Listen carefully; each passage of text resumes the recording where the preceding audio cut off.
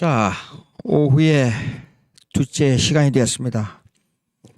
여러분 점심 식사 맛있게 하셨어요? 자, 아까 20세기 벤틸 박사의 그 변증학이 나오기 전까지의 urban affirmation, 그러니까 5번 선언이죠. 1200여 명의 목사들이 모여가지고 성경의 교리를 반대하는 일종의 이제 나쁜 악마의 괴교를 여기서 행했다, 그렇게 말씀드릴 수밖에 없는데, 성경의 영감설 부정, 그리고 부분적 성경을 부분적으로만 인정하자, 동정녀 탄생을 여자로 하자, 예수님의 대속적 죽음을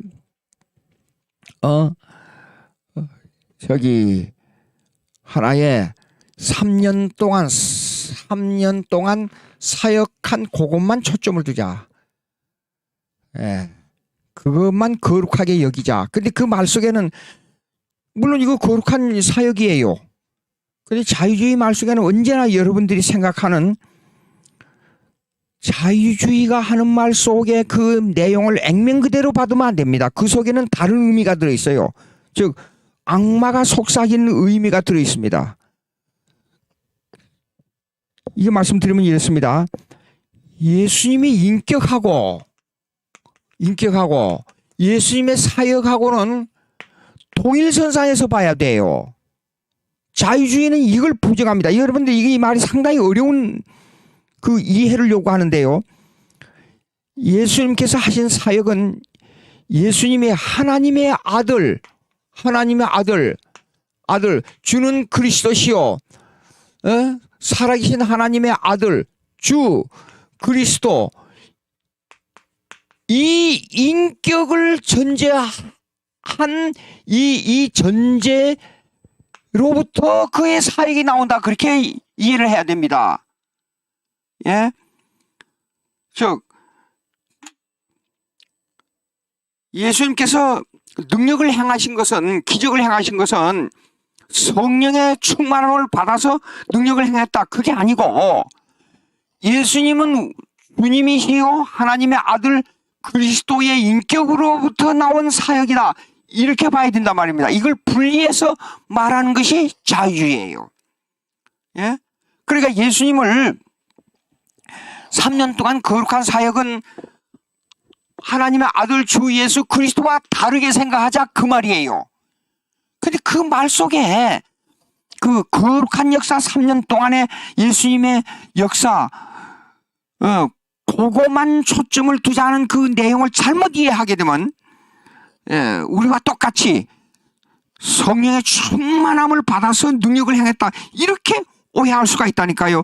예수님의 사역은 하나님의 아들이라는, 그리스도라는, 주님이라는 인격, 그 신성의 인격, 그리고 완전한 신성, 완전한 인성의 인격으로부터 나온 사역을 꼭 분리하려고 그래요.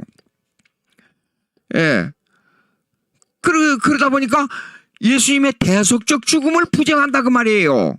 대속적 죽음. 예수님은 완전한 하나님이고 완전한 인간으로서 죄인인 인간을 대신해서 죽었다는 이것을 부정하려고 든다니까요. 자유주의. 그리고 예수님의 육체적 부활, 어떻게 사람이, 부활절이 다가오는데 어떻게 죽은 사람이 살아날 수 있느냐. 어떤 사람은 기절했다가 깨어났다, 어떤 사람들은 제자들이 시체를 숨겨놨다가 살아났다고 거짓말했다, 그 시체 도적설이라 그러죠. 그런 부정론. 그리고 5번째, 육체적 재림, 천국에 대한 이 5가지를 부정한 이 사건으로 말미암아 반대 이론, 요거의 반대 이론을 이제 강하게 주장하는 것이 근본주의 운동이 나왔어요, 미국에서요. 이 근본주의 운동과 당시에 프린스턴 신학교의 좌경화와 역사적 배경을 거의 같은 시기로 볼 수가 있단 말입니다. 그러니까 잠깐만요.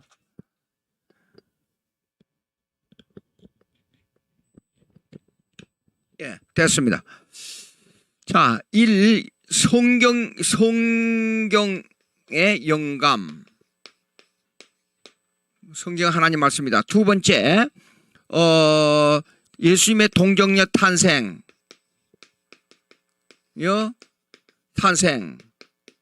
그 다음에 세 번째, 예수님의 대속적 죽음.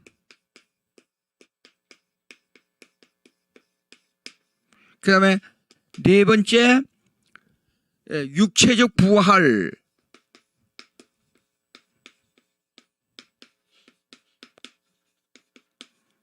그 다음에 다섯 번째, 재림의 심판. 자유주의에 반대해서 이 다섯 가지 교리를 믿어야 된다고 들고 나온 것이 근본주의 운동이었어요. 그러니까 이 근본주의 운동으로 말미암아 역사적 개혁파 신학에서만 이걸 강조하는 게 아니라 그때 당시에는 너무나도 미국 교회가 타락해가지고 미국 교회가 너무나도 좌경화되다 보니까 이 운동에 반대한 다른 교파들, 복음주의적 그 교파에 속한 사람들, 미국 침례교회 보수주의, 그 다음에 웨슬리안 보수주의자들까지도 여기에 동조를 했어요. 성경의 영감을 믿어야 된다, 동정녀 탄생 믿어야 된다, 대속적 죽음, 육체적 부활, 재림의 심판 이거 믿어야 된다고 강조했어요. 근데 이 강조한 사람들이 이 근본주의자들이라 그래요. 펀더멘탈리즘. 그러니까 1920년대 개혁파 신학, 그 다음에 근본주의, 그 다음에 이 복음주의적 보수주의,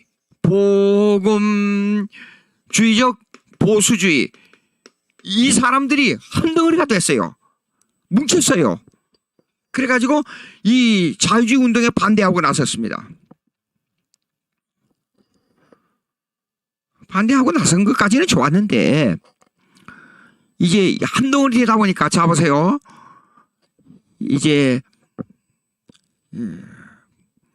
고등은 동색이라든가 가재는 개편이라든가 이제 그런 말이 우리 한국 속담에 많이 있잖아요. 이제 이렇게 같이 운동을 하다가 그 뒤에 숨어있는 약간의 신학적 차이점이 있잖아요. 자 보세요. 개혁파와 근본주의와 복음주의, 보수주의 약간의 차이점을 가지고 있어요. 신학적이요. 이것이 드러나기 시작하니까 1차 대전이 끝나고 1차 대전이 끝나고 나서 이제 20세기 중엽에 들어와서는 교파들이 막 갈라지기 시작한 거예요. 그래서 그 즈음에 웨스트민스터를 중심으로 해서 이게 정통주의 오르토독스 프레스비테리안 처치, 정통주의 교단이 생기고 60년대 들어와서 미국 장로교 있었던 장로교회가 자유주의 계통과 그 다음에 보수주의 즉 개혁 신학에 개통하고 이게 합해지고 나눠지는 걸로 두 교단이 합해지면서 나눠지면서 쫙 갈라지기 시작했어요. 즉 미국 PCA Presbyterian Church in America, 그 다음에 PCUSA가 1970년대 초반 남북 장로교회가 합했어요.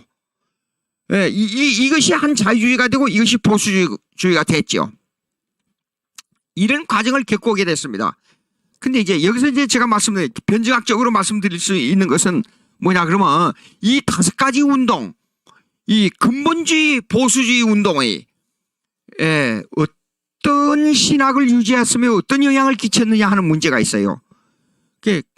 그러다 보니까 여기서 교리적 변증학을 생각하지 아니할 수가 없어요. 자, 이거 보십시오. 5가지 교리. 성경적으로 틀린 게 있어요? 없습니다. 예. 성경 영감설, 성경 하나님 말씀으로 믿어야죠. 물론 또 예수님의 동정녀 탄생, 예, 구약이 다 이언됐으니까 그대로 믿어야죠. 대속적 죽음, 이건 뭐 당연한 거죠. 예수님의 육체적 부활과 재림 심판, 이건 당연한 거죠. 성경에서 뭐 한두 번 강조했습니까? 뭐 아주 지속적으로 계속 강조한 이 신앙, 이 신앙의 빼대가 돼요. 그런데 1950년대로 들어와서는 이것이요,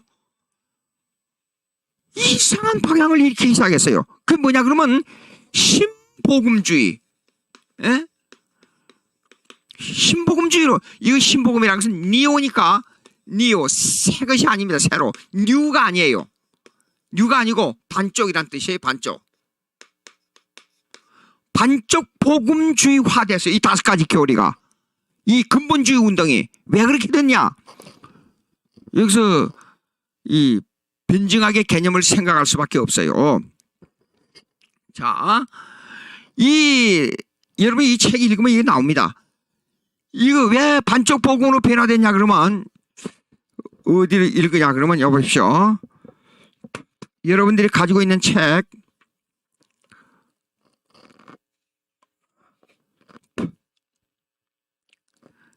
60페이지입니다. 60페이지. 둘째 파그라프 보세요. 벤틸 박사의 전제로는 성경의 하나님은 다른 신들과 비교될 수도 없다. 그 전제입니다. 그 전제인데요, 여기에서요, 지금 그 성경 교리의 전제 아래서 변증학이 이루어지고 신학이 이루어져야 된다는 것을 여기서 말하는데, 첫째 1, 하나님의 신적 작정. 하나님의, 좀 쉽게 말해서 이렇게 하겠어요. 하나님의 계획. 그 다음에 책 없는 분을 위해 써드리겠습니다. 그 다음에 창조. 그 다음에 인간의 전적 부패. 인간의 부패. 그 다음에 구원. 오직 믿음으로만 구원. 믿음으로 구원. 예. 그 다음에 믿음으로 구원. 그 다음에 교회. 성도는 교회론. 성도들의 모임체를, 성도들의 요 모임을, 몸으로서의 모임을 교회라 그러죠. 그리스도의 몸으로서의. 그 다음에 뭐냐 그러면 이 종말, 재림, 이 종말. 자, 근데 하나님의 계획이 재림으로 종말이 온다는 것은 요거 갖다 the basis of beginning, 이 시원이라 그래. 시원. 요거는 그러니까 basis of the beginning.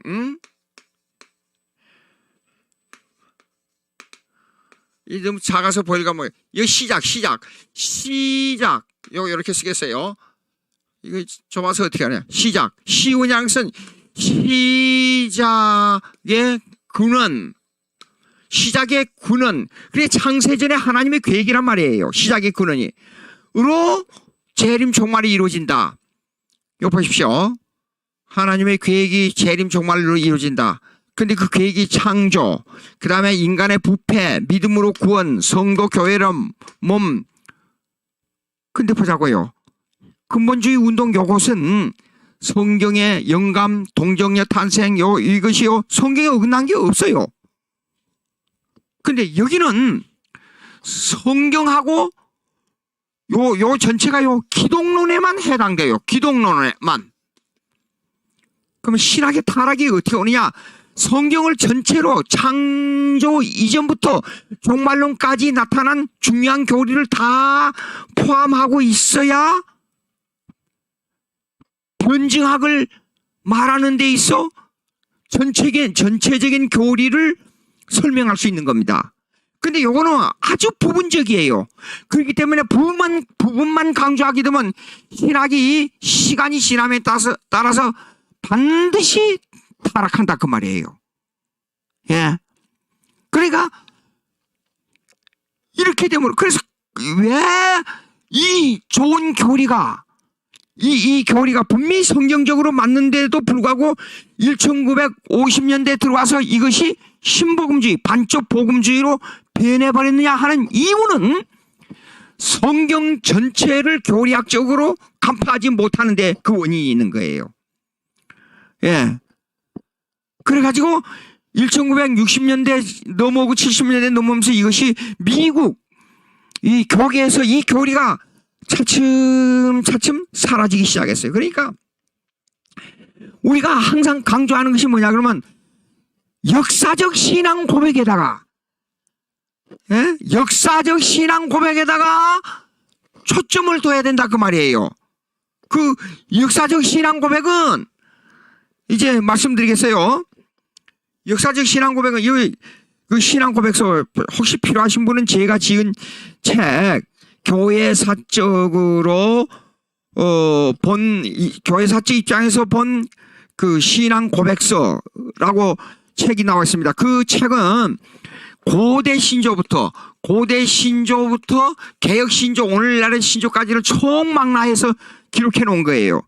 그런데 여러분 이제 아주 요약된 신앙 고백서를 보면 알 수 있는 그게 어디에 어떤 신앙 고백서, 여러분 정광 목사님이 발표한 서울 신앙 고백서 보십시오. 서울 신앙 고백서. 요거요. 보면요. 성경이 하나님 말씀. 그 다음에 예수 그리스도가 누구냐. 그 다음에 삼일체를 정확하게 말씀하고, 예수 그리스도. 그 다음에 이 앞에 하나님. 그 다음에 성령. 그 다음에 종말. 이걸 전체적으로 신앙을 고백하고 있는 겁니다. 사도신조적이죠. 사도신경을 어떤 의미에서 확대 해석한 거예요.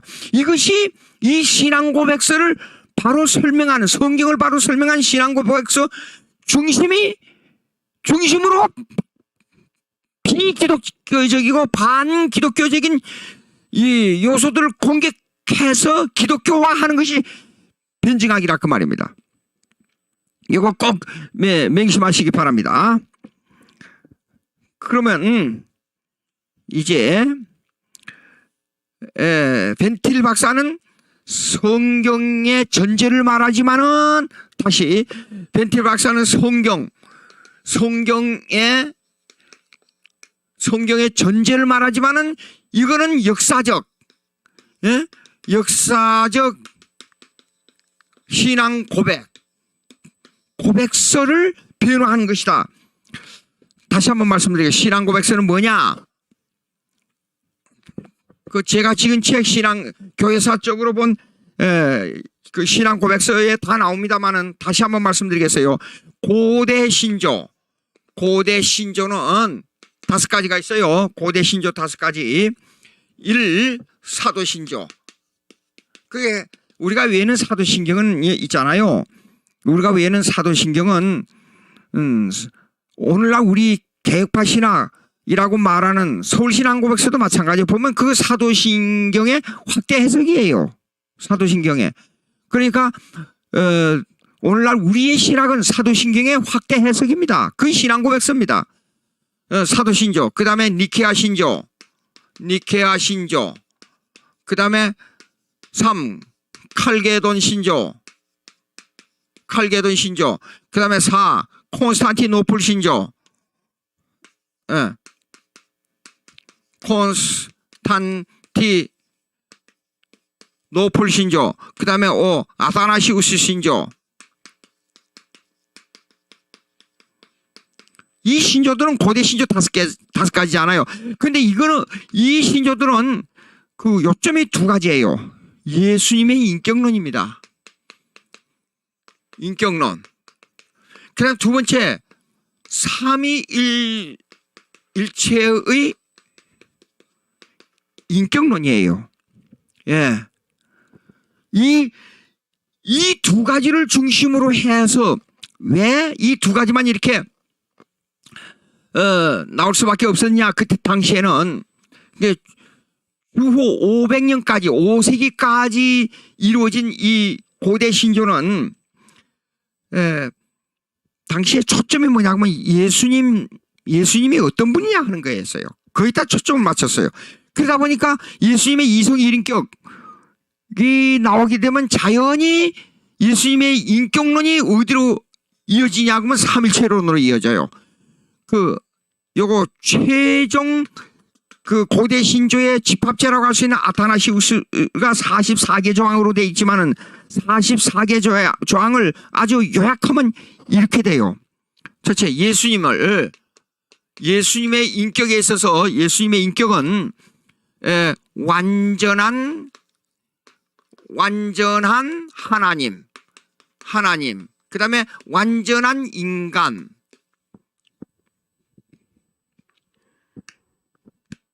근데 어떤 하나님이야? 공간에서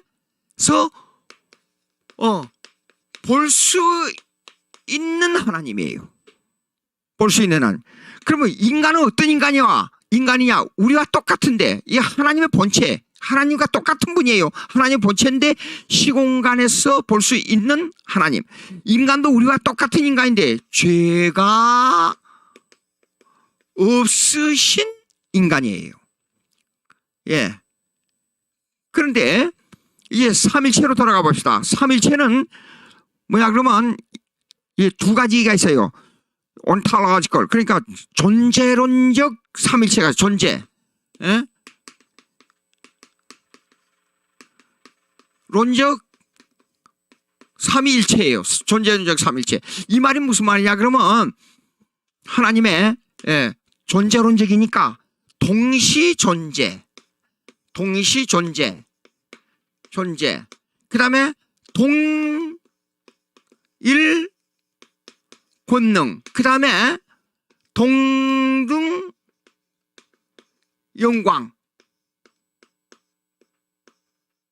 이게 조금 이 흔들리니까 글씨가 나쁜데 잘 좀 보셔야 돼요.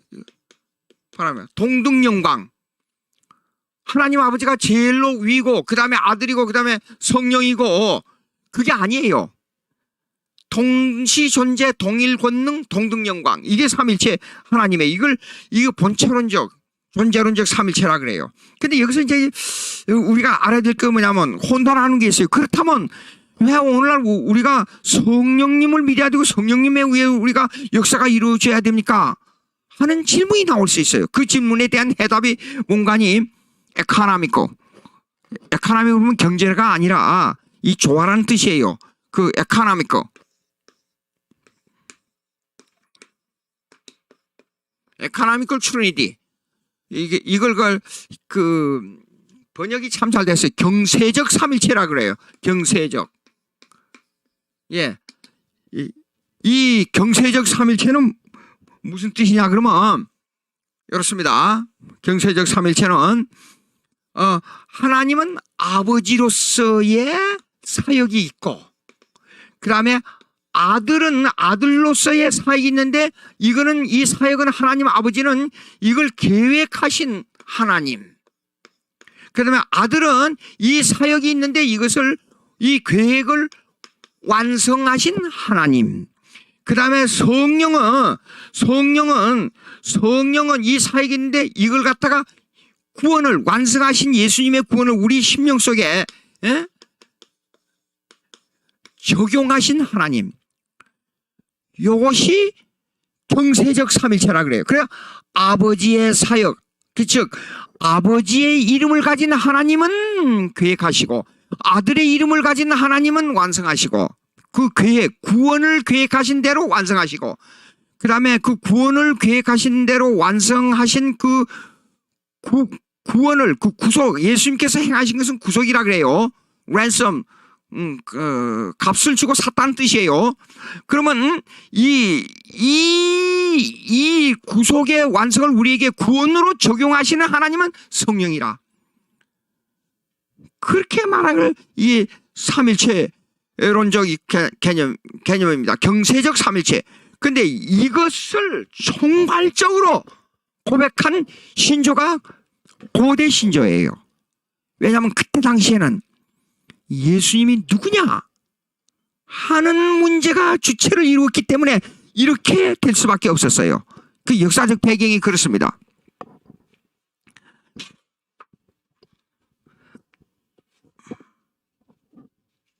자, 그러면 이제는 그렇게 하다가 저 종교개혁 신조로 이제 돌아가 봅시다. 이렇게 되어 있는 거예요.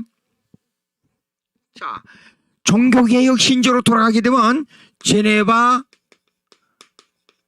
교리서, 그 다음에 불란서 신조, 불란서 신조, 그 다음에 스칼랜드 신조, 스코틀랜드 신조, 스코틀랜드 신조, 그 다음에 벨직 신앙 고백, 그 다음에 하이델버그 신앙 고백, 하이델베르그 신앙 고백. 예. 이 신앙 고백서를 전부 총괄해가지고 만든 신앙 고백서가 17세기에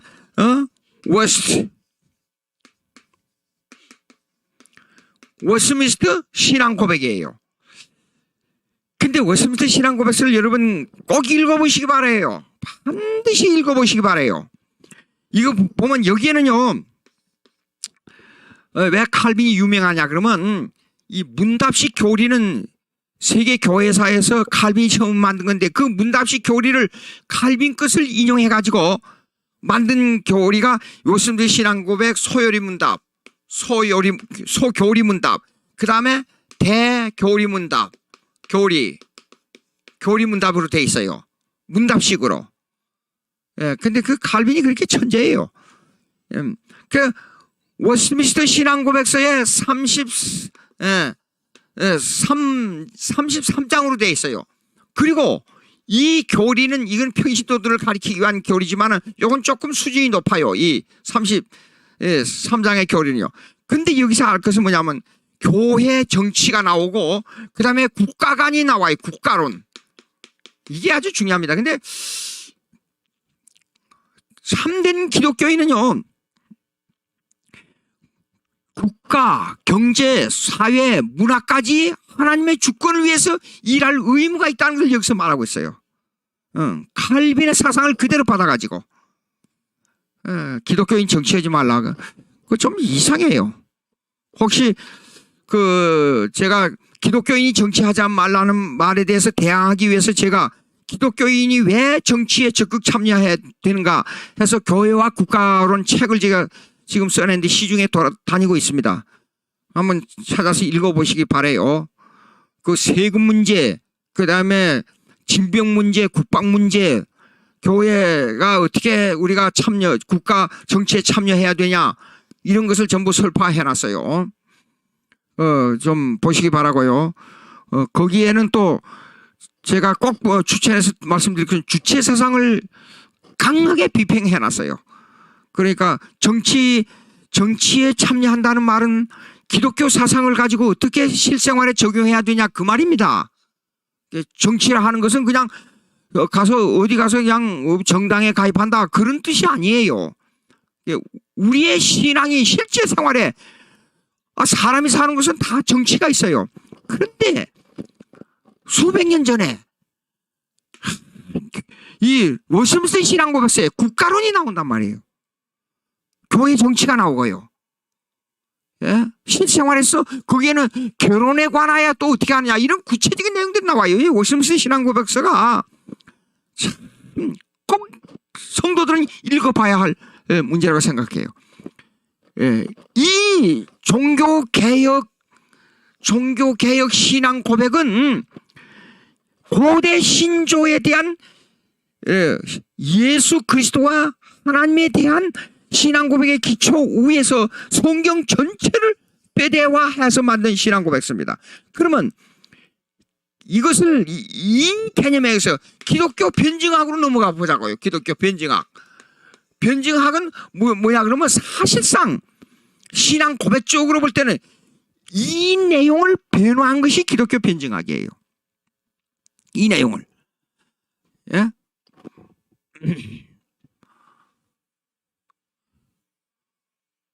이 내용을 변화한다. 어디에 대항해서 변화하냐? 그 말은 이것입니다. 세속 철학. 또 기타 종교를 역공해가지고 그들의 맹점을 공격하고 기독교화하는 작업이다. 그렇게 봅니다. 그러면 이 기독교화하는 작업에 있어서요, 이제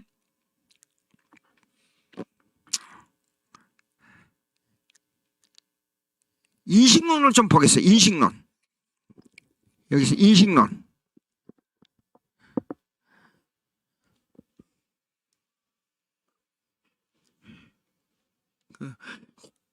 기독교 인식론.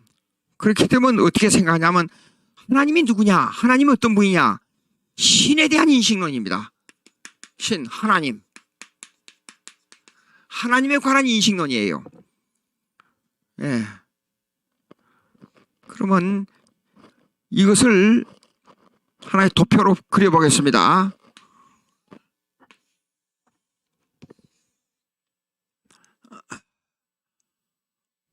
이것이 성경이 말씀하는 신적 작정론, 예정론을 지금 여기서 설명합니다. 그 신의 인식론을 말하기 전에 신의 인식론은 삼일체 하나님의 인격을 인식하는 것이지 존재를 인식하는 거 아닙니다. 세속 철학에서는 하나님의 존재 인식론을 말해요. 하나님이 있다 없다. 기독교적으로는 하나님이 있다 없다를 말해가지고는 하나님을 인식하는 것이 안 됩니다. 그런데 우리가 잘못하는 것은 하나님의 인식을 여러분 한번 물어보겠습니다. 하나님이 세상을 창조하시고 능력으로 다스리시고 만물을 그의 뜻 아래 복종하시고 에베소서에 나온 대로 골로새서에 나온 대로 그리고 모든 것의 머리가 되신 하나님, 예, 그것을 인식하고 예수 믿습니까? 그걸 다 인식하고 예수 믿습니까? 한번 생각해 보세요. 아니에요. 예수를 먼저 믿고, 그래서 예수를 요거부터 하나님을 먼저 인식하고 예수를 믿어요? 하나님은 내 아버지라. 그래서 나는 예수 그리스도를 믿습니다. 내 구세주입니다. 그렇게 해요? 아니에요. 예. 그러면 하나님의 인식을 아버지를 인식하기 위해서는 먼저 예수 그리스도를 먼저 인식해야 돼요. 예수님께서 나로 말미암지 않고는 아버지께로 올 자가 없다 그랬잖아요. 그러니까 아버지를 믿기 위해서는 예수 그리스도를 먼저 인식해야 돼요. 그럼 예수 그리스도를 인식 안 했는데 여러분 성령이 없이 예수 그리스도를 인식해요? 아니에요. 먼저 성령이 역사해야 예수 그리스도를 인식하게 되는 거예요. 성령이 아니고는 예수 그리스도를 받아들일 수가 없어요. 한번 찾아보겠습니다. 고린도전서 12장 3절입니다. 고린도전서 12장 3절.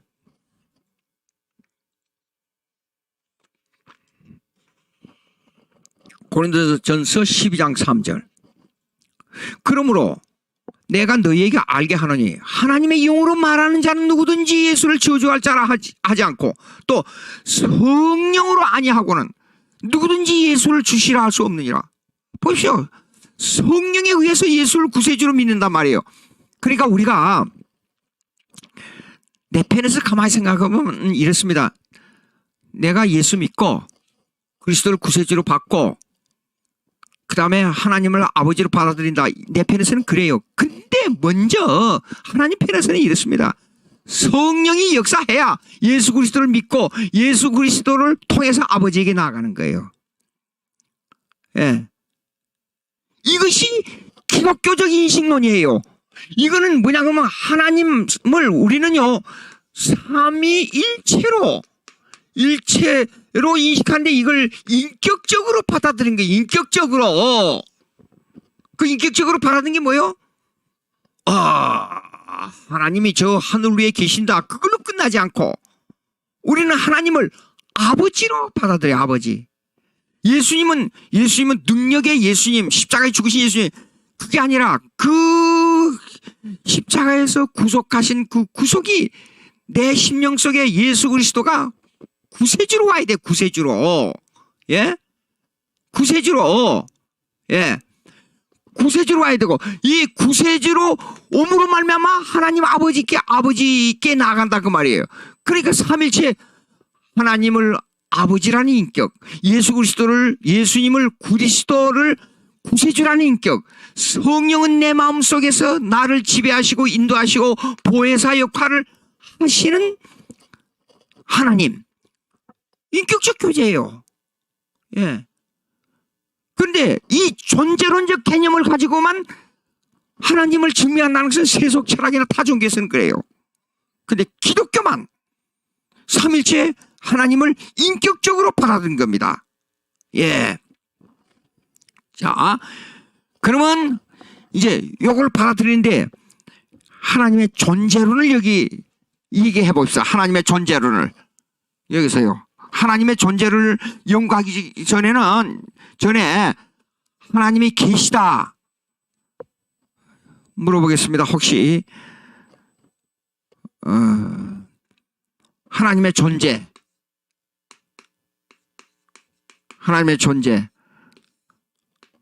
하나님의 존재를 논리적으로 인식론적으로 설명할 수 있어요?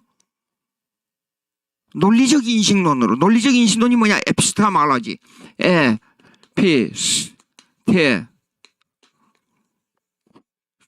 이 존재적 인식론으로 하나님을 설명할 수 있어요? 논리적으로 한번 해봐요. 하나님이 세상을 창조했다. 논리적으로 설명해봐요. 하나님이 계시다는 것을 논리적으로 설명해봐요. 불가능합니다. 안 됩니다. 그러면 하나님의 존재를 인식하는 방법은 아까 하나님의 존재 인식은 삼일체 인격론으로 인식한다 그랬지요. 그런데 그것을 논리적으로 나열하는 것은 이것밖에 없어요. 지금 설명합니다. 논리적으로 나열하는 것이 나오는데 이게 뭡니까? 자, 그래서 맨 처음에 이 창조는 이 시간의 창조와 함께 창조가 이루어진 겁니다. 밤이 되고 낮이 되니 창조. 그렇죠?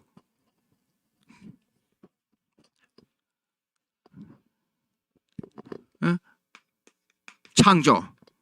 그러면 이 창조 이전에 여기는 뭐냐면 삼위일체 하나님이 계셨어요. 예. 이 삼위일체 하나님이 이 세계는 영원 세계, 무시간 영원 세계예요. 예. 영원 세계인데 여기에 하나님의 계획이 계셨어요. 하나님의 계획. 예. 하나님의 계획이 영원 세계에 계셨는데 이걸 갖다가 신적 작정, 디크리 하나의 디크리 신적 작정이라 그래요. 근데 디크리라는 말은 원래 하나님의 법적 선고란 뜻이에요. 법령을 선고한다는 뜻이에요. 그러니까 하나님의 계획을 합법적으로 선고한다는 뜻인데 이 신적 작정은 신적 작정. 요거는 만물에 대한 하나님의 계획이에요. 만물에 대한 하나님. 근데 이 안에 또 뭐가 있냐면 예정이 있었어요. 예정이요. Pre, this, T, 예, RR, predestination. 요 예정은 구원에 관한 하나님의 계획이에요. 예. 이 구원에 관한 하나님의 계획은 그러니까 구원에 관한 하나님은 예수님과 천사와 인간에 관한 계획이에요. 인간에 관한 계획이에요. 아까 제가 말씀드릴 때 그랬잖아요. 아버지는 구원을 계획하시고 아들은 구원을 완성하시고 그 다음에 성령은 구원을 적용하신다 그랬죠. 예수님, 천사, 인간에게만 해당되는 것이 구원이에요. 예정이에요. 그런데 신적 작정은 만물에 관한 하나님의 계획이기 때문에 이 신적 작정은 범위가 넓어요. 그런데 이 예정은 구원이 범위가 좁지만은 하나님의 뜻을 수행하고 역사를 이끌어가는 중심이 어디냐? 예정이에요. 즉 핵심이 이 구원에 관한 계획이라 그러면 만물에 관한 계획은 이렇게 표시할 수 있어요. 이 원형으로 말하자면 이렇게밖에 해석이 안 돼요. 그런 뜻이에요, 이거요. 예수님, 천사. 그러니까 그런 의미에서 볼 때 교회 역사는요, 모든 역사의 중심이에요. 예. 그러니까 모든 역사의 축이 교회예요. 교회 중심이에요. 그러니까 교회가 어떻게 되느냐에 따라서 모든 역사가 변해요. 교회의 흐름에 따라서 역사가 변한다 그 말이에요. 자, 이제 이렇게 됐습니다. 이렇게 돼가지고 이 두 가지의 이 하나님의 계획이 있는데 이 두 가지의 계획이 이 창조한 것을 그대로 두시지 않고 하나님께서는 이 창조를 하나님께서 다스려요. 다스림. 내버려 둔 거 아니에요. 이 지구가 이렇게 태양을 돌고 있는 것도 하나님의 뜻에 다스리기 때문에 이대로 가고 있는 것이지 자연이 그냥 자연법칙으로 가는 게 아닙니다. 그 다음에 이거 뭐냐면 하나님께서 보존하셔요. 보존. 하나님께서 유지시키는 이 하나님의 뜻이 없으면요. 한 시간도, 단 1초도, 1분도 틀림없이 지구가 365일 똑같이 돌고 달이 똑같이 도는 거. 이게 신비에 속하지 않아요? 이 기적에 속하지 않아요? 세상의 모든 만물을 보면 모두가 기적이에요. 우리가 성경에 나타나는 기적은 시간과 공간을 초월하는 기적으로 우리가 보지만 그것만 기적이 아니고 모든 삶에, 사람이 서 있는데 피가 이렇게 지구를 뭐 수십 바퀴 도는 이 핏줄을 계속 돌고 심장에서 피를 품어내고 또 빨아들이고 기적 아닙니까? 그리고 음식을 먹어서 에너지가 되는 거. 자동차는 가스를 빨아들여 가지고 폭발해서 에너지가 되지만 사람은 그거 안 되고 음식을 먹어서 에너지가 되잖아요. 이게 기적 아닙니까? 예. 모든 만물이 기적이에요. 사실상 우리가 지금 공중에 둥둥 떠 있잖아요. 지구는 공중에 떠 있어요.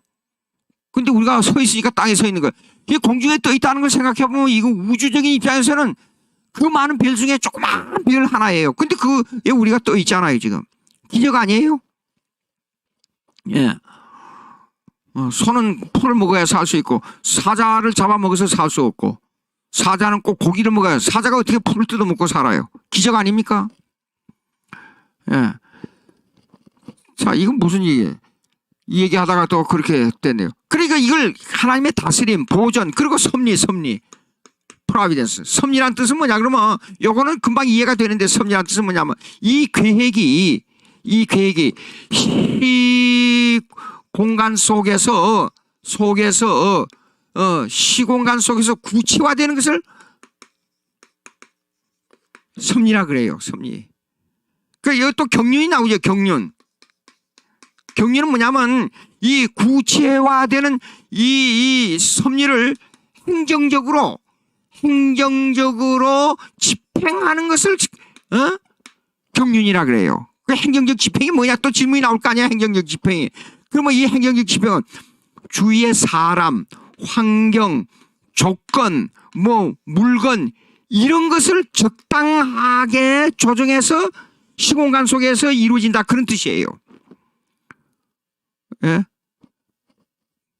조금 예를 들어보겠습니다. 법이 있잖아요. 법이 이루어지려고 그러면 법이 어떤 사람에게 어떤 물질을 가지고 어떻게 주고받느냐 그 법에 의해서 이루어진단 말이에요.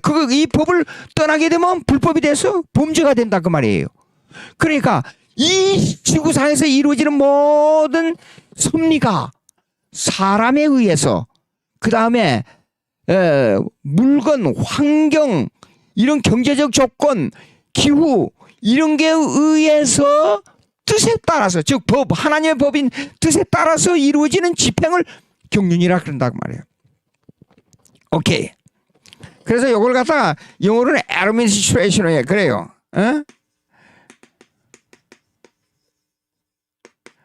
사실 이거요, 행정부란 뜻이에요. 행정부.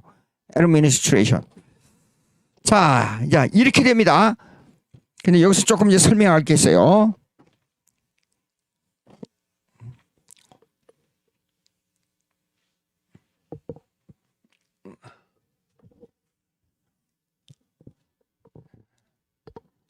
자, 그러면 이렇게 하나님께서 보존하시고 섭리하시고 다스리시고 이렇게 되어 간단 말이에요. 그런데 우리가 사실상 성경의 내용을 보게 되면 요한복음 1장 1절은 태초의 말씀이, 이 말씀은 로고스인데 이거는 홀로고스, 이거는 예수님의 인격입니다. 예수님의 인격이고, 누가 보면 5장 4절은 그러니까 레마라고 그래요. 요 레마는 전달된 하나님의 메시지를 말해요. 근데 우리 한국말은 똑같이 로고스도 말씀으로 돼 있고 이것도 말씀으로 돼 있잖아요. 말씀으로 돼 있잖아요. 근데 이걸 동사로 쓸 때는 말하다는 돼요. 말하다. 레마는 예수님께서 말씀하심으로 내가 근무를 내리다. 말씀, 메시지. 그렇습니다. 근데 요건 달라요. 예수님의 인격이고 이거는 메시지니까. 근데 우리가 오해를 하면 안 됩니다. 그러니까 요한복음 1장 1절 이 말씀은 태초의 말씀이 계시니라 그랬잖아요. 그러니까 예수님의 인격이 여기에 존재하고 계셨어요. 그 말씀이 육신이 되어, 그건 예수님이다. 그런 말입니다. 그러면 이 말씀이 육신이 되는 여기에서 뭐가 나오냐 그러면 요거요. 역사. 즉 시간론이 나와요. 시간론. 여기에요. 근데 태초에 예수님이 계실 때, 태초 이전에, 창세 이전에, 그럼 창세기 1장 1절은 브레시트 바라 엘로힘, 그렇게 되면 창세기 1장 1절은 여기 시간의 시초를 말하고, 요한복음 1장 1절은 여기에 나오는 태초에 예수님의 인격을, 시간 이전에 예수님의 인격을 말합니다. 그러면 여기에 역사하고 여기에 무시간의 영혼하고 어떤 차이가 있냐 하는 문제가 나와요. 예. 그러면 여기에 있는 시간은 영원이니까 장소와 시간을 초월한 상태입니다. 그러면 이게 반달이 여기에서 완성될 때에 이것이 종말인데, 이것이 종말인데, 이 종말의 사항은 그러니까 완성된 새하늘과 새 땅을 말해요. 근데 성경 입장에서 보면 여기에 이 시간은 오랜 시간이 걸린 것 같지만은 이 영혼과 이 영혼의 관점에서 볼 때는요, 약간 살짝 저 하나 지난 것 같은 그런 시간의 역사예요. 하나님의 역사는요, 여러분 한번 제가 질문할 테니까 한번 생각해 보세요. 현재가 있습니까? 현재가 창조가 된 이후로는 이 시간을 단위로 남과 밭을 밤과 낮을 나누어 놨기 때문에 시간이 연속돼서 시간이 어느 한계 가서 어떻게 길게 느껴지고 짧게 느껴지는 것 같아요. 근데 여러분 어렸을 때 생각해 보세요. 제가 70년 전 60년 전 어린애 때를 생각해 봐요. 굉장히 오래된 것 같지만 지금 생각해 보면 엊그제 같아요. 그래서 실존주의라는 것은 시간과 장소를 초월한 주관적 투이션을 뭐라 그래요? 직관을 통해 들어오는 모든 사건을 주관적으로 해석하는 거예요. 그러니까 수십 년 전, 70년 전, 60년 전 사건이지만 지금 생각하면 60년 전이 지금 여기 내 마음속에 와 있는 거예요. 그런 생각을, 그런 주관적 해석을 실존주의라 그래요. 예. 그러니까 이 시간을 시작해보면 사실 창세와 종말은 맞닿아 있는 거예요. 영원에서 영원으로 끝나는 거예요. 현재는 지금 제가 말하는 순간 있잖아요. 지금 현재 말하는 순간은 현재가 아니고 말하는 순간 영원한 과거로 흘러가 버린 거예요. 어떤 의미에서는 성경적 시간은요, 무시간적인 시간입니다. 그러니까 오늘날 여러분들이 깊이 생각해야 됩니다. 무슨 말이냐 그러면 현재 제가 살고 있잖아요. 이 살고 있는 시간은 하늘나라를 준비하는 사역의 시간이에요. 하나님 나라를 어떻게 준비하느냐, 알차게 어떻게 준비하느냐, 그 시간을 기회로 하나님께서 우리에게 허락해 준 겁니다. 시간, 이 역사를 볼 때요. 그러니까 이 역사는 반드시 교회 중심이 돼야 될 이유가 뭐냐 그러면 예수 믿을 사람, 하나님이 정한 백성의 수가 차면 종말이 오는 겁니다. 그러면 영원한 천국으로 들어가는 거예요. 그래서 사실상 이 시간에 창세부터 이 시간은요, 무시간에 영원히 여기에서 이루어지는 준비 과정이에요. 여기가. 예.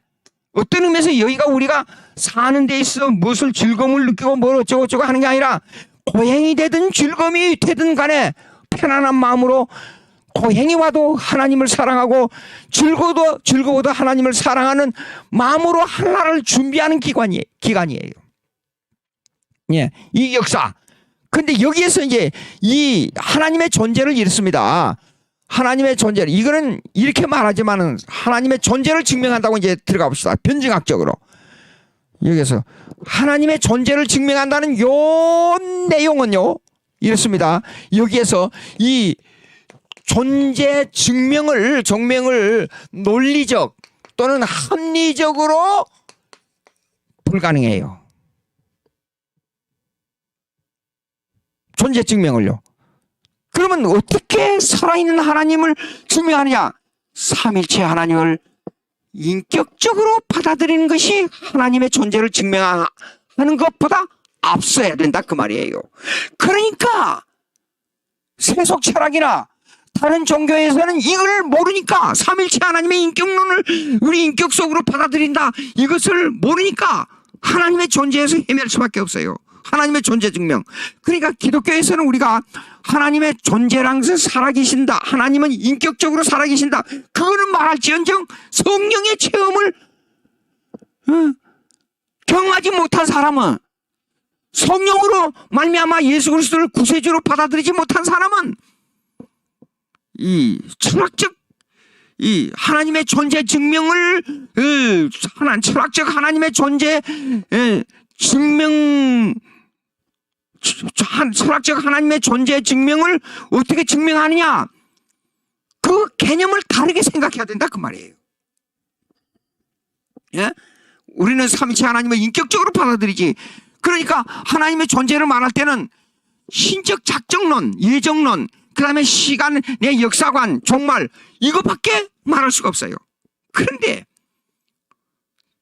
이렇게 설명하면 여러분들 그거 좀 애매하지 않습니까? 아닙니다. 그러면 반대로 질문하겠어요. 철학이나 다른 종교에서 말하는 하나님의 존재 증명을 가지고 하나님의 존재 증명을 정확하게 인격적으로 받아들일 수 있어요? 쉽게 말해서 천국으로 인도하시는 삼일체 하나님의 사역을 믿느냐 그 말이에요. 불가능합니다. 전혀 불가능합니다. 예? 그걸 알아야 돼요. 그런데 문제가 뭔가니, 예, 일반 철학에서 세속 철학이죠. 세속 철학에서 하나님을 존재 증명하는데 너무 많은 시간을, 너무 많은 철학자들이, 너무 많은 이론이 등장하고 있다는 겁니다. 그런데 심지어는 보수주의자라고 예수 그리스도를 믿는 사람들도 이 일반 철학의 하나님의 존재 증명을 받아들인다 그 말이에요.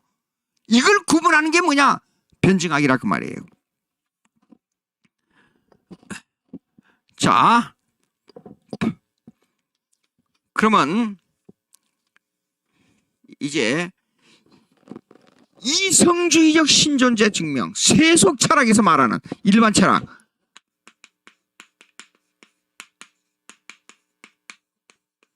철학에서 말하는 이성주의적 신존재 증명에 대해서 몇 가지 좀 말씀드리겠어요.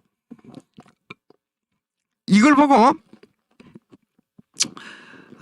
이렇게 말한 사람들은 처음부터 이렇게 얘기를 해야 되겠어요. 이 이론을 말하기 전에 역사적 인물들은 파일로가 있어. 파일로. 여기서는 필로라 그러더라고요. 파일로. 이거는 초대교회 예수님 당시의 인물이에요. 이 사람이요. 이 초대교회 예수님 당시의 인물인데 이 사람이요.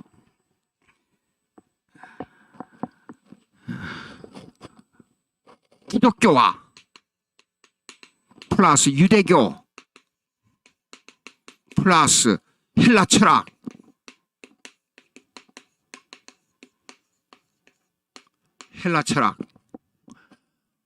요 세 가지를 합한 종교를 만들려고 했던 거예요. 이거 회색주의.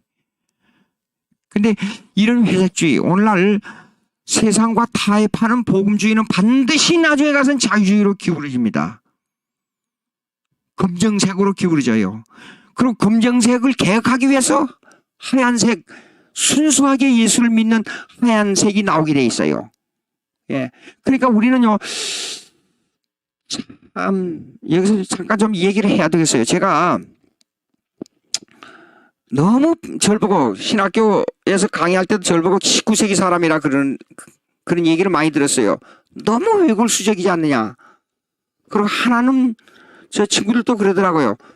학교 다닐 때, 하나는 알고 둘은 모른다고. 그런데 제가 이런 경험이 있어서 내가 이렇게 강조하는 겁니다. 여러분, 보십시오. 제가 분명히 말씀드릴 것은 뭐냐 그러면 이 세상에 살면서 잠깐이라도 우리가 하나님을 섬기는 데 있어 순수하게 하나님을 하나님으로 섬기지 않으면 불순물이 들어와서 내 인생에 결정적인 오점을 남길 수가 있습니다. 신앙생활을 하는 데 있어서. 제가 티니저 때, 그러니까 17살 가장 예민할 때 죽음에 대한 이웃집 할아버지가 죽어가지고 그 세상 떠난 할아버지를 생각하면서 심한 죽음에 대한 고통을 겪게 됐어요. 그래가지고 그 고통을 겪으면서 이 인생의 죽음을 해결하기 위해서 철학 사전, 철학책, 그 다음에 종교 입문, 종교 철학, 종교와 인간 이런 책들을 갖다 읽었어요. 읽는데 처음에는 하나님이라 나오고 뭐 무엇이 나오기 때문에 이거 상당히 흥미가 있다. 그래서 읽기 시작했어요. 근데 갈수록 머리를 아프게 해요. 혼돈되게 만들어요. 그 이상하다. 왜 그런가? 그것이 자유주의 신학자가 에밀 브루너라는 신학자가 있어요. 신학교 들어가서 나중에 에밀 브루너가 발트의 후계자라는 것을, 제자라는 것을 알았어요. 근데 이 사람이 지은 책이에요. 근데 아주 재밌어요, 처음에는. 근데 나중에는요, 막 골치가 아프고 더 견딜 수가 없어요. 그래서 이 책을 갖다 샥 던져버렸어요, 그냥. 근데 어느 날 시냇가에 앉아서 시냇물을 내려다보고 시냇물아 너는 이 지구가 생기고 흘러 가는데 내 속에 인식이 있느냐? 인식이 있으면 내가 10년쯤 죽었다가 다시 살아나서 너와 내가 말할 수 있느냐? 죽음의 세계를 한번 말해보자. 그런 생각을 했는데 그러나 인생은 한 번 죽으면 끝이에요. 단회적인 존재로 끝나버려요. 죽음을 해결할 길이 없어요. 그때 눈물이 줄 흘렸어요. 나는 죽는다. 반드시 죽는다. 나는 사형 선고를 받았다. 젊은 사람은 10년, 20년, 30년, 40년, 50년, 60년, 70년 시간의 잠깐 동안 연장이지 반드시 죽는다. 죽음을 해결할 길이 없다. 그런데 저 남쪽에서 불어오는 수요일날 저녁 예배였어요. 그때가 땡그랑 옛날엔 시골 교회에 종을 쳤습니다. 시간이 되면 땡그랑 종을 쳤어요. 그 종소리가 내 귀에 들어왔어요. 그때 예수 믿는 사람들이 예수 천당 지옥 하는데 그게 뭔 내용인가 한번 내일 방과후 학교 끝나고 한번 그 목사란 양반 한번 찾아요. 그때 당시에 지금 목사를 저는 이렇게 생각해서 그 불교하는 승려보다도 조금 더 낫다. 그렇게 생각했어요. 그래서 찾아가서 이 죽음에 대한 문제를 물었어요, 목사님에게. 그러니까 너무 쉽게 제가 이렇게 질문했어요. 목사님, 그 죽음을 해결하는 방법이 있습니까? 그러니까 너무 쉽게 해결하는 방법이 있어. 간단하게 대답해요. 그때 제가 마음속에 이게 성령의 역사였습니다. 목사는 이 목사란 양반이 대단하구나. 그걸 그렇게 느꼈어요. 저렇게 확신 있게 너무 쉽게 대답하는 걸 보고. 근데 성경을 하나 주길래 앞뒤가 막 떨어진 성경에서, 옛날에 제가 어렸을 때는 이 성경이요 이렇게 책이 발달되지 않는 곳이기 때문에 성경 하나 찾기가, 구하기가 대단히 어려웠어요. 여기저기 뒤지니 마태복음 한 몇 장 떨어지고 요한계시록도 뒤에 몇 장 떨어지는 성경을 저에게 주시면서 가서 읽으라. 근데 제가 질문했어요. 목사님, 그러면 왜 사람이 죽습니까? 그 아담의 죄 때문에 죽는다 그래요. 아니, 그걸 이해가 돼요? 안 돼요. 근데 집에 와서 성경 읽으니까 천국, 지옥, 삶과 죽음에 대해서 얘기해요. 여러분, 자유주의를 책을 읽을 때는 삶과 죽음에 대한 얘기, 지옥과 천국에 대한 얘기 한마디도 없었어요. 에밀 브루너의 책을 읽으니까. 그러니까 처음부터 저는 예수 믿을 때 자유주의하고는 아주 거리가 먼 사람이었어요. 인간적 방법으로 하나님에게 접근될 수 있는 사람이 아니었어요. 완전히 처음부터 죽느냐 사느냐는 문제를 들고 나와서 하나님과 접근한 사람이었어요. 그렇기 때문에 저는 자유주의 신앙, 자유주의 사상, 자유주의가 아니면 이렇고 저렇고 인간이 어쩌다 그러면 그냥 짜증이 나버리는 사람이에요. 성경대로 믿지 않으면 안 되는 사람이었어요.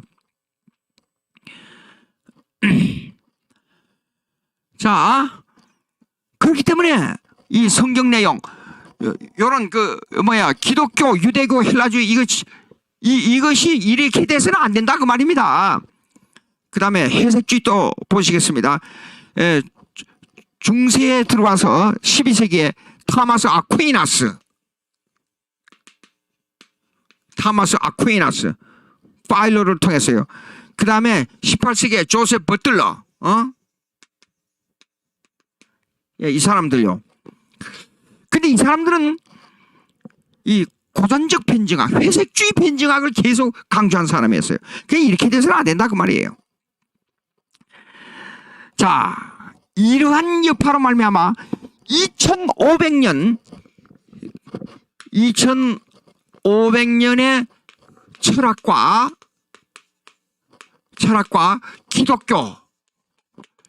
기독교에서 신의 존재 증명, 하나님의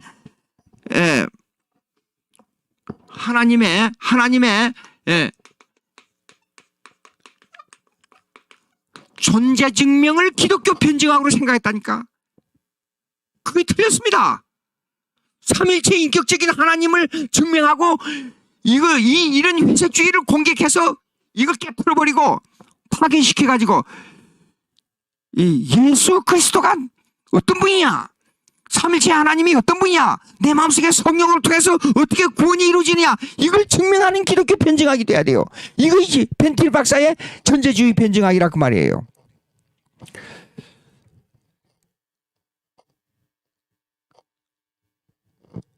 이런 질문이 들어와서 아주 중요한 질문이 들어왔어요. 이걸 해야 되겠네요. 질문이 있습니다. 몇 년 전부터 주일 예배 시간에 사도신경 고백을 안 하고 예배해야 합니다. 미안합니다. 사도신경 신앙 고백을 안 하면 극단적으로 말하면 이단입니다. 그러나 모르고 할 경우에는 이단이라고 말할 수 없지만 사도신경을 반드시 고백해야 됩니다. 왜 그러냐? 5세기까지 교회의 역사를 보면 알 수가 있습니다. 5세기까지 성경을 빼도록 해가지고 성경 고백을 빼도록 해가지고 신앙 고백을 하는 데는 반드시 사도신경을 하도록 돼 있었습니다. 이 사도신경은 사도신경을 어떤 사람은 이렇게 해요. 뭘 모르고 얘기하면 함부로 말해버려요. 이상하게. 이건 천주의 교회의 것이라. 근데 아닙니다. 천주교회 그레고리 1세가 생기기 전에 5세기 이전에 이미 사도신경은 2세기 속사도라 그래요. 사도들이 세상을 떠나고 나서 신앙의 길을 잡을 수가 없잖아요. 그때 당시에는 신앙의 길을 잡을 수 없고, 그리고 핍박하니까 성경을 들고 다닐 수도 없고, 그때는 두루마리로 돼 있었지 않아요. 그러니까 성경을 요약해서 신앙 고백을 성경적으로 하는 것이 뭐냐 그러면 신앙 고백, 성경적으로. 반드시 이거 해야 됩니다. 안 하면 안 됩니다. 보자고요. 이 정신없는 사람들이 있어요. 이거 정신없는 사람들에 해서 미안합니다만은 뭘 알고 얘기해야 돼요. 이것이 8세기까지 가서 완성된 거예요. 2세기부터 시작해서. 그 문장을 또 고치고 저 첨가하고 그래가지고 그래서 완성된 건데, 이것이 2세기부터 시작된 이 신앙 고백서가 첫째 이단을 구분하는 데 이게 사용됐고, 그 다음에 초신자들 신앙 고백화하는 데 이게 사용됐어요. 반드시 필요합니다. 이거 아주 중요합니다. 이렇게 말하는데 신앙 사도신경은 이거는 인간이 만든 거니까 필요 없고 성경이면 다다. 사도신경에 성경에 안 나온 게 어디 있어요? 물어봅시다. 성경에 안 나온 게 있어요? 여러분 설교할 때 성경 한 구절 읽고 그거에 대한 해설을 하지요. 그러면 그거 안 해야지요. 왜? 성경만 읽어야죠. 왜 성경이 아닌 말을 합니까? 성경 안 나오는 말을. 성경 안 나오는 말 많이 하죠. 예화도 들고 뭣도 하고. 왜 성경에 안 나오는 말을 왜 예화로 끌어들이냐 그 말이에요. 그러면서 이런 오류를 범하고 있잖아요. 성경을 강조하면서 비성경을 말하고 있는 오류를 범하고 있잖아요. 아주 중요합니다. 여러분 제가 다시 강조합니다. 서울신앙고백서 이거 아주 중요합니다. 왜냐하면 사도신조보다도 더 확대 해석했어요. 더 신학적으로 더 성경에 명백하게 삼일체는 예수 그리스도, 구원, 교회, 종말, 하나님 말씀 다 들어있어요. 거기 속에. 여러분 신앙 고백 없으면 안 됩니다. 신앙 고백을 안 하고 어떻게 예배를 드립니까? 성경을 빼대있게 신앙 고백을 하는 것이 사도신조입니다.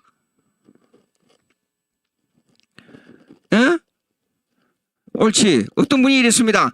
신앙 고백은 반드시 해야 한다. 아멘. 나왔어요. 이거 아주 가능하면 제가 추천드리고 좋습니다. 조금 가능하면 추천드리고 싶은 것은요, 사도신경에 대한 신앙 고백서를 좀 더 세밀하게 알고 싶으면 서울신앙 고백서를 읽어보십시오. 상당히 깁니다. 그게요.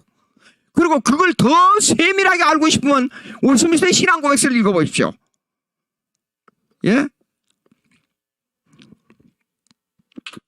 제가 좀 너무 강하게 말씀드린 것 같습니다만은 제가 여러분에게, 이 청취자들에게 좀 이것을 좀 주지시키기 위해서 그렇습니다. 조금 좀 마음을 생각하고 냉정한 마음을 가지고 성경의 내용을 읽어보시고 서울신앙고백서랑 웨스민스터 신앙고백서를 대조해서 읽어보십시오. 오늘날에 나오는 그 신앙고백서들이 사도신경에 맞으면 맞는 거고 틀리면 틀리는 겁니다. 오케이. 그러니까 20분 남았네요. 강의 시간이요. 자, 봅시다. 그러면 이제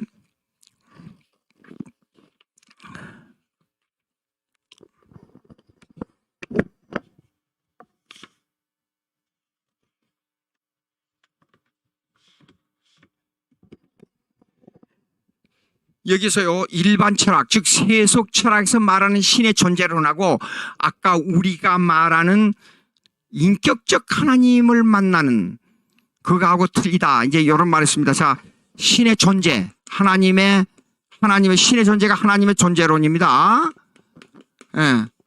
존재론을 인식하기 위해서는 존재를 인식하는 것보다도 먼저 선언돼야 되는 것이 뭐냐? 삼위일체 하나님을 인격적으로 받아들이는 것이 신의 존재론으로 연관된다. 꼭 명심하시기 바랍니다. 그러면 변증학적으로 들어가겠습니다. 신의 존재론을 말하는 세속 철학의 개념이 뭐냐 하는 겁니다. 신의 존재를 말하는 세속 철학의 개념. 이것은 많은 사람들이 이 얘기를 해요. 안 믿는 사람도 이 얘기하고 불교나 유교에서도 이런 말을 합니다. 거기에 대한 얘기하겠어요. 맨 처음에가 문관이 맨 처음에 존재론적 증명이에요. 안탈로지컬.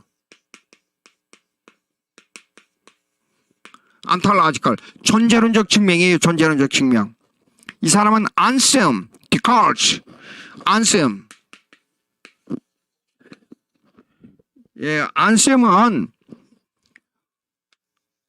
안셈은 12세기 스콜라주의 철학자입니다. 데카르트는 17세기 이성주의 철학자입니다.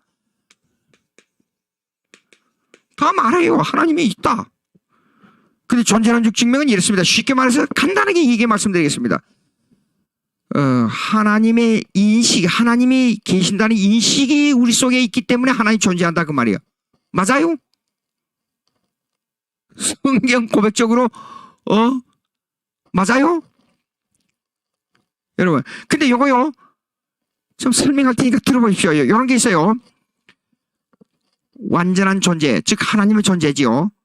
완전한 존재의 가능성을 긍정하는 데로부터 하나님의 존재가 성립된다. 다시 한번요.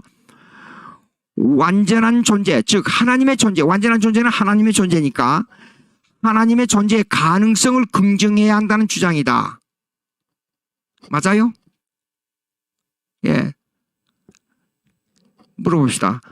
예수 믿는 사람이나 안 믿는 사람이나 하나님의 존재한다는 가능성, 글쎄 하나님 존재하는 것 같은데, 글쎄 존재할 것 같아. 그런 생각은 예수 믿는 사람이나 안 믿는 사람이나 다 가지고 있어요? 없어요? 다 가지고 있어요. 그렇죠? 예. 그러면 그것이 하나님의 존재를 증명할 수 있습니까? 그 생각이? 물어보겠습니다. 자, 그럼 두 번째. 완전한 자, 즉 하나님. 객관적 증명은 논리상 필연적으로 긍정적이다. 무슨 말이에요? 객관적 증명이 뭐예요? 보고 만질 수 있는 증명. 하나님. 가능성을 가지고, 하나님이 존재하는 가능성을 가지고 여러분들이 눈으로 보고 만지고 실제로 증명할 수 있는 하나님이 있어요? 여러분이 그걸 증명할 수 있어요? 예. 이 말은 내 주관으로, 내 이념으로, 아이디어로 하나님을 찾아가는 것이지 위에서 성령의 감동으로 하나님께서 내 마음에 찾아오는 하나님이 아니에요. 이러한 증명은 이걸 갖다가 존재론적, 실체론적 증명이라 그래. ontological. 자, 그럼 보시겠습니다. 여기에서 중요한 이 신학적 내용이 나옵니다. 하나님의 유니티. 그 다음에 하나님의 플루랄리티. 예? 플루랄리티. 하나님의 단수, 하나님의 단수라고도 말할 수 있고 유일성이라고도 말할 수 있어요. 예? 유일성, 하나님의 유일성. 그 다음에 이거는 하나님의 복수성이라고도 말할 수 있어요. 하나님의 유일성, 하나님의 단수성. 이거는 아까 이 도표 글 말씀드렸죠. 이 창세 이전에 만물이 생기기 이전이기 때문에 오직 하나님만 영원 세계에 존재합니다. 이게 단수성 유일성이에요. 유일성. 예. 그러나 이 피조 세계에 있는 이 사람들이 이 만물이 하나님을 어떻게 아느냐, 인식하느냐 문제가 나와요. 근데 이 인식은 이렇게요. 이렇게 안셈이나 데카르트의 이성주의 인식은 하나님의 애매하게 존재한다는 건 알아요. 존재의 인식은 있어요. 그러나 하나님을 인격적으로 받아들이는 건 불가능해요. 인격적이 뭐냐? 우리가 인격적 인식이 뭐냐고 물을 때는 우리는 이렇게 담대하게 이래. 그거는 삼일체 하나님을 인식하는 겁니다. 딱 그렇게 말해야 돼요. 삼일체 하나님을 인식하는 게 그 삼일체 하나님 뭐냐 그래요. 우리를 보고 그럴 겁니다. 그러면 하나님은 여기 보십시오. 단수성으로 볼 때 유일성으로 볼 때 하나님을 아버지로 받아들이는 거예요. 하늘에 계신 아버지. 하늘이 뭐예요? 권능, 능력, 초자인적이에요. 그런 하나님을 내 가장 가까운 아버지로 받아요. 이 기독교라는 건 이렇게 엄청난 겁니다. 초자인적인 능력의 하나님을 내 아버지로 받아들이는 거예요. 이 인격적이에요. 예. 그 다음에 예수 그리스도는 나와 상관없는 게 아니라 이분은 반드시 내 구세주로 받아들이는 이게 인격적이에요. 이게요. 성령 내 마음에 내주하시는 파라클레토스가 뭐예요? 보혜사, 나와 대화하는 사람, 나를 이끌어주는 사람, 나를 이끌어주는 사람이라 나를 이끌어주는 인격자, 신의 인격자, 신의 능력의 인격자. 그렇게 말해야 된다는 겁니다. 예? 그러니까 존재론적 증명은 그렇게 이성으로 하나님을 찾아가니까 이거 아주 애매한 거예요. 자, 그 다음 두 번째. 존재론적 증명 다음에 두 번째.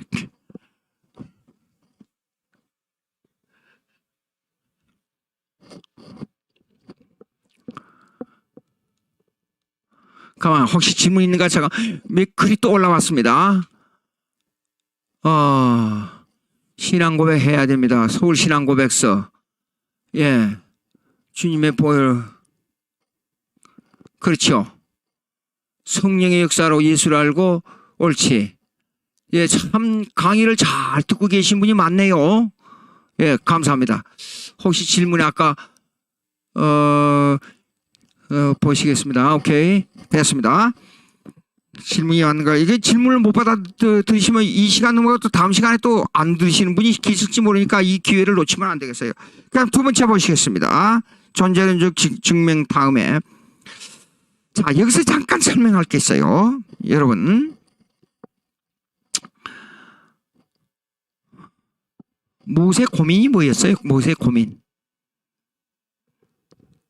모세 고민. 하나님께서 명령했어요. 이스라엘 백성 구하러 가자. 근데 모세가 하나님에게 반문한 게 뭐였어요?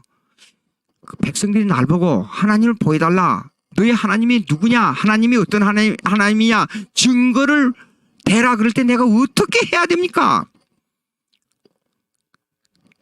보십시오. 출애굽기 18, 19, 20장 읽어보세요. 하나님과의 관계, 백성과의 관계에서 하나님의 존재론적 설명이 나와요. 거기가요. 예. 그럴 때, 예, 이래요. 하나님께서 그들이 날 보면 죽는다 그랬어요. 그러니까 아까요, 실체론적 증명, 존재론적 증명으로 하나님을 실체로 우리가 보여주면요, 하나님께서 우리에게 나타날 때 우리는 죽어요. 그 엄청난 능력, 그 엄청난 인격, 그 엄청난 하나님의 그 위대하심 때문에 우리가 숨을 못 쉬어요. 그 자리에서 기절해 죽어버려요. 근데 하나님을 어떻게 만나느냐 하는 문제가 있어요. 그거는 모세를 보면 알아요. 모세. 맨 처음에 떨기나무에서 불타는 거 봤잖아요. 불은 안 타는데 빛이 있어요. 그게 하나님이에요. 그런데 이제 이스라엘 백성을 구하러 가야 돼요. 가야 되는데 질문이 나와요. 질문. 하나님은 도대체 누굽니까? 하나님은 어떤 분입니까? 그걸 이스라엘 백성이 나에게 요구할 때 내가 어떻게 해야 됩니까? 근데 하나님은요, 여태까지 여러 가지 기적의 능력으로 다 보여줬잖아요. 섭리적으로 보여줬잖아요. 그러니까 믿고 가라 그래요. 근데 구체적으로 하나님을 만질 수 있고 볼 수 있는 하나님이 아니었기 때문에, 기적만 봤기 때문에 이걸 어떻게 해야 되느냐 망설여지는 거예요. 그럴 때 모세야, 예, 내 손을 가슴에 넣어봐. 아, 예? 넣어갔다 다시 꺼내봐. 꺼내보니까 손이 그냥 나병 환자가 들어가 버린 거예요. 야, 다시 넣어. 다시 넣어가지고 보니까 깨끗한 손이 되어버렸어요. 야, 못 믿어? 지팡이 던져봐. 지팡이 던졌습니다. 뱀이 됐습니다. 야, 다시 집어봐. 집어보니까 다시 지팡이가 됐어요. 나는 다른 사람이 아니야. 나는 이런 하나님이야. 알았어? 그냥 지팡이 싣고 나가. 그러면 너희 앞에 분명히 뭐가 나타나. 그리고 분명히 이루어져. 믿고 가. 이거이 하나님이야. 그럴 때 여보세요. 영어로 쓰면 이래요. I am that. I am. 이렇게 나와요. 보세요. 이건요, 내가 있는 그것, 내가 있는 것 그것이에요. 그것이 나야. 하나님이 말씀하세요. 내가 있으면 있어. 있는 그대로 있는 것이 하나님이야. 근데 뭐 잔소리가 많아. 모세 그냥 가. 빨리. 예? 그러니까 순종하고 가는 거예요. 지팡이 믿고. 그 역사를 이루는 거예요. 그 시킨 대로 해. 저 중요한 게 있습니다. 왜? 간단한 것 같지만 하나님께서 이 패역한 백성들하고 지팡이를 가지고 돌을 쳤는데 물이 나왔는데 그것 때문에 가나안 땅에 못 들어갔냐 하는 질문을 할 수가 있어요. 그는 하나님의 주권주의에서 볼 때 그래요. 하나님의 주권이. 그 백성은 패역한 백성, 거룩한 백성, 위대한 백성, 나쁜 백성, 그렇게 말할 수 있는 자격은 하나님밖에 없어요. 근데 그것을 패역한 백성이라고 하나님의 입장에 서가지고 하나님을 저리가. 그리고 모세가 말해버린 거예요. 이거는 하나님의 영역 주권에 이 블라스페미를 뭐라 그래요? 하나님의 영역 주권에서 불경죄를 범하는 거예요. 예? 그러니까 하나님을 보면 죽어. 그러니까 가. 지금까지 내가 역사를 많이 보여줬잖아. 그래서 10가지 재앙을 통해서 이스라엘 백성을 구한 거 아닙니까? 자, 스스로 있는 자가 보냈다고 그냥 그렇게 말해. 그러면 일이 이루어진다 그 말이에요. 그러니까 제가 이제 요걸 써놓은 것은 아주 중요한 글을 좀 두터운 글로 써놓은 거, 여러분들 책 가지신 분 72페이지 한번 보세요. 72페이지 둘째 파라그래프 제가 천천히 읽어서 설명해 드리겠습니다. 기독교인들은 하나님의 존재론적 증명을 통해서 인격적 하나님을 인식할 수 있는 것이 아니다 그랬어요. 하나님의 존재를 증명하고 나서 하나님의 인격을 체험하는 게 아니에요. 하나님이 천지를 창조했다, 능력이 있다, 만물을 기적적으로 이끄신다, 그걸 다 체험하면 삼일체 하나님을 인격적으로 만날 수 있다고 생각하는 것은 성경적이 아니라 그 말이에요. 그럼 뭐냐? 하나님과 인격적 교제 인식이 우선돼야 하나님의 존재를 인식한다 그 말이에요. 삼일체 하나님을 인격적으로 받아야 돼요. 하나님을 아버지로, 예수 그리스도를 구세주로, 성령을 내 마음 속에 구원을 일으키는 보혜사 성령으로 인식해야 하나님의 존재를 바로 인식한다 그 말이에요. 하나님의 존재를 인식하고 예수 믿는 사람이 없다 그 말이에요. 예수님 말씀하신 것처럼 나로 말미암지 않고는 아버지께 나올 자가 없다 그 말이에요. 자, 있습니다. 그 인식은 삼일체 하나님을 인격적으로 인식하는 길이다. 인격적으로 인식하는 길입니다. 그 다음에 삼일체 인식은 하나님의 인격을 인식하는 것이다. 삼일체 인식은 바로 인격적인 하나님을 인식하는 길입니다. 인격적 삼일체 하나님을 인식할 수 있는 길은 하나님과 인간이 통할 수 있는 속성, 즉 공유적 속성을 통해서 가능한 것이다. 그럼 삼일체 하나님을 인격적으로 인식하는 게 뭐예요? 하나님은 사랑이라. 하나님의 사랑을 인식하면 돼요. 하나님은 공이다.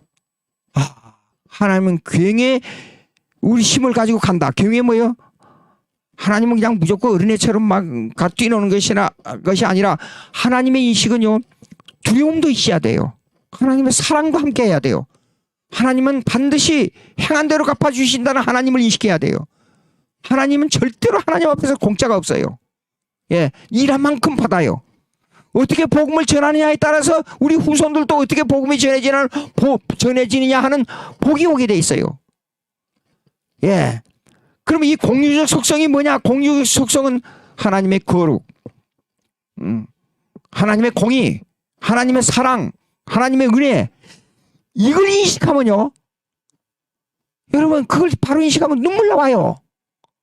그걸 인식하면 정말로 하나님이 어떻다는 것을 알아요. 내 마음속에서 살아계시는 하나님이 있기 때문에 이 하나님은 어떤 하나님이냐, 그냥 믿고 가만히 앉아있으면 하늘에서 돈이 막 몇백만, 몇천만 원, 몇 억씩, 몇백억씩 막 떨어진다는 그런 하나님이 아니에요. 예. 그러면 이 공유적 속성을 통해서 뭘 아느냐? 비공유적 속성도 안다 그 말이에요. 비공유적 속성은 내 인격을 통해서 하나님의 인격과 통하는 공통점인데, 공유적 속성이란 것은, 비공유적 속성은 이것입니다. 하나님의 전지전능, 지혜 무한, 예. 하나님의 편만, 암니프레센스, 하나님의 전지전능 무소부재까지도 안다 그 말이에요. 그걸 인식한다 그 말이에요. 인격적인 통할 수 있는 속성을 통해서. 예? 이것은 이 인식론은 누구의 공작이냐? 오직 성령님의 공작에 의해서만 이루어집니다. 성령의 공작에 의해서만 첫째 예수 그리스도를 구세주로 받고 그 다음에 예수 그리스도를 통해서 하나님께 나아가는 이런 일을 하게 된다 그 말이에요. 오늘 자 5분밖에 안 남았는데 목적론적 증명까지 했습니다. 다음에는 인간 이성 우주론적 증명을 하겠습니다. 또 다른 질문이 있는가 한번 보시겠습니다. 공유적 속성은 뭐냐 그러면 하나님과 우리가 통할 수 있는 속성. 그다음에 비공유적 속성은 뭐냐 그러면 하나님과 통할 수 없는 속성. 근데 우리는 공유적 속성을 통해서 하나님과 인격적으로 만나게 되고 인격적으로 인식하게 된다 그 말이에요. 비공유적 속성은 하나님과 통할 수 없어요. 내가 전지전능을 여러분 전지전능 체험했어요? 하나님 무소부재 체험했어요? 무소부재가 뭐예요? 계시지 않는 곳이 없어요. 여러분 계시지 않는 곳을 저 우주에까지 여러분 다녀와 봤어요? 하나님이 계시는 곳을 다 알고 있어요? 그러나 공유적 속성을 통해서 통할 수 있는 속성을 통해서 삼일체 하나님을 인격적으로 만나면 나중에 어디까지 비공유적 속성까지 가지고 계시는 하나님을 믿게 된다 그 말이에요. 예. 또 다른 질문이 있는가 한번 잠깐 보시겠습니다. 이렇게 보시면은 하나님은 스스로 계시는 인간의 아버지께서 예수를 통하여 나간다. 신앙고백 그 다음에 서울 신앙고백에서 나왔고 신앙고백에 대한 아멘 아멘 아멘 아멘 나오고 워스민스터 신앙고백에서 서울 신앙고백에서 나왔고 그 다음에 72페이지 예 지금 방금 설명하는 게 72페이지까지입니다. 72페이지 책을 사시는 분이 있어서 고마워요. 책이 필요하신 분은 서울에 있는 사랑제일교회 정광 목사님이 심호하시는 사랑제일교회 와서 일반 지방에 있는 분이 아니면 서울에 사시는 분이면 거기에 오셔서 사면 다른 데보다도 한 10,000원쯤 더 싸게 살 수 있어요. 그 책을 갖다 놨습니다. 그 다음에 공유적 속성 예 됐습니다. 다른 질문이 안 나온 것 같아요. 기도하고 마치겠습니다. 하나님 아버지 감사합니다. 너무나도 감사합니다. 우리에게 성경대로 믿을 수 있는 길을 특별히 예수를 잘 믿을 수 있는 환경을 조성해 주시고 생수같이 쏟아지는 이 귀한 하나님 말씀을 받을 수 있도록 은혜를 주시니 감사합니다. 우리 마음속에 열정을 가지고 뜨겁게 하나님을 사랑할 수 있도록 성령께서 강권적으로 저희 심령 속에 역사해 주시옵시기를 간절히 바라옵고 말씀대로 믿을 수 있는 우리 신앙 세계가 다 변해도 나는 변할 수 없는 신앙 순교적인 신앙을 가지고 하나님의 뜻을 따르겠다는 신앙 이 신앙을 가지고 하나님을 바로 섬길 수 있도록 저희들을 붙들어 주시고 역사하게 주시옵소서. 청교도 신학원을 크게 발전시켜 주시옵시고 정말로 모든 걸 바쳐 주님께 충성하는 귀한 성도들 우리 사역자들 모여서 한국교회를 변화시킬 수 있는 아름다운 역사가 일어나게 주님 도와주시옵소서. 예수님의 이름으로 기도합니다. 아멘. 아멘.